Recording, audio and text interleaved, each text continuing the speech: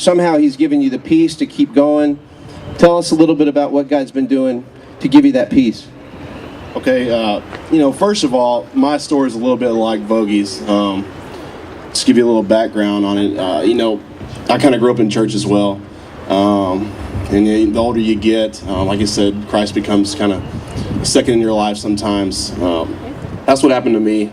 And about a year and a half ago, I devoted myself, like he said, unconditionally to Christ. I put him first, and I made him the center of my life. And I recognized that every day, my job when I got up was to glorify God. And sometimes, and even though we know that, sometimes it's easier said than done. Well, that was the case for me. This year has kind of been really up and down for me. I started out bad. I had a pretty good June, and I just had a awful, terrible July. That was probably one of the worst parts of my career, just because I was coming off a June where I did so well, and I thought I was finally doing something in the big leagues. I was kind of making a name for myself a little bit, I guess, and I just had a terrible July, and I didn't know what the heck was happening to me. So towards the end of July, I think it was the end of July, maybe 1st of August, I'm not sure, we were playing Philadelphia.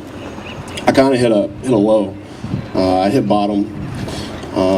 I had reading the Word is very important to me, and I had not done it for a few weeks. I carried it with me everywhere, carried it on road trips, just didn't pick it up, didn't start to read, didn't stay, kind of in tune with God. So there was a lot of stuff kind of spiraling out of control for me. And in Philadelphia is when it kind of all hit bottom, and I was riding home we were flying home from Philadelphia, and that's when I finally got it out. And I think I read about 4 books that day. And, there's just some things that jumped out to me. And I prayed, obviously. I prayed for a while. I'm just kind of trying to figure out what was happening, what I needed to do to get back on track, how I needed to get, what I needed to do to get stronger in my faith. And I came across a verse that I wanted to share with you, or 2 verses actually. It's in Philippians 4, and 6 and 7. It says, "Do not be anxious about anything, but in every situation, by prayer and petition with thanksgiving, present your requests to God.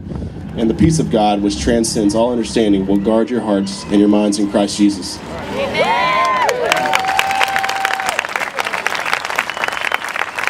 So that was huge for me, mainly because I was stressing out, worrying about, on and off the field.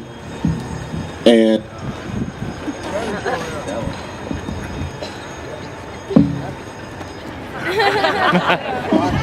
Hey. All right, can you hear me? Anyways, I was stressing out. I was worrying about everything on and off the field. And that verse kind of turned me around a little bit right there. When you think about it, and when you realize that God has everything under control, has everything in His hands, it kind of takes away that worry from you. And in my study Bible, when it talks about this verse, it asks a question. It says, "Are you worrying? Are you worrying a lot?" It says, "Well, do you want to worry less?" I'm sorry. Do you want to worry less? Well, pray more. And that was a situation for me. I needed to pray more.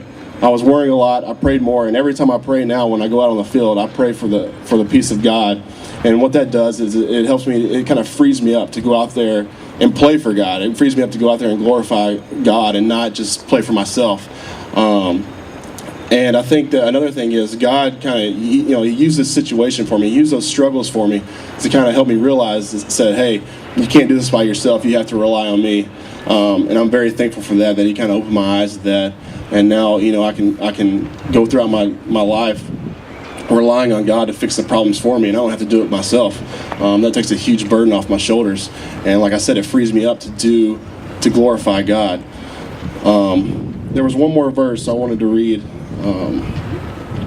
Sorry, it's on my phone.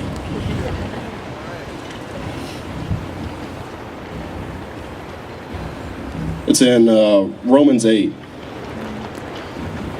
And it's verse 31 and 32, and this really helped me as well.